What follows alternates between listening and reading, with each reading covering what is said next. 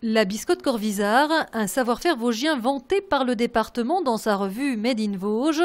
Une biscotte qui, selon les consommateurs, ne se brise pas, hormis peut-être sur les réalités de l'économie, car la direction actuelle, l'entreprise alsacienne Moulin des Moines, a proposé aux 7 ouvrières du site de Golbet de venir travailler dans le Bas-Rhin près de Strasbourg. Toutes ont reçu le 8 octobre une lettre du PDG. Nous donne le choix de partir en Alsace, travailler en Alsace dans les mêmes conditions qu'ici. Donc déjà pas de hausse de salaire, pas de changement de poste ni rien. Les mêmes horaires, soi-disant.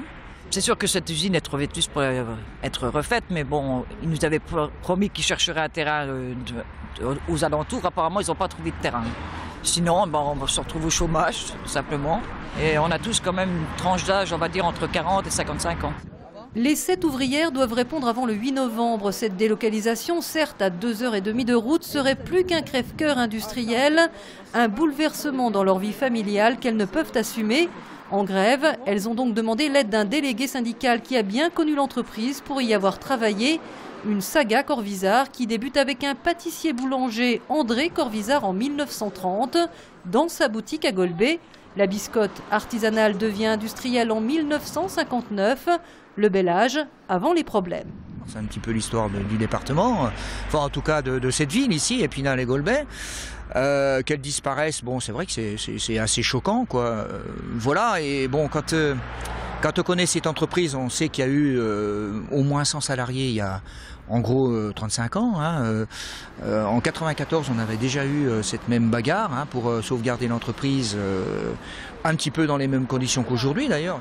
Et le dirigeant de l'époque, un Anglais, veut emmener la biscotte Corvisart à Reims. Les salariés sauveront le site de Golbet, mais les effectifs vont diminuer peu à peu. Certes, la biscotte est devenue bio grâce au dernier repreneur, mais il dit ne pas pouvoir investir dans un site trop grand et trop vétuste. Son usine alsacienne est toute neuve et il dispose de terrain. Les ouvrières, elles, demandent des négociations. Déjà pour savoir un petit peu exactement où on en est dans cette entreprise-là, dans le cas de ce qu'on peut connaître, apparemment, entreprise vendue, etc. Mais moi, j'en suis pas plus sûr que ça, donc je veux des affirmations. Sauver leur emploi ou au pire négocier au mieux un départ, la direction, elle jointe au téléphone, assure qu'elle est prête au dialogue.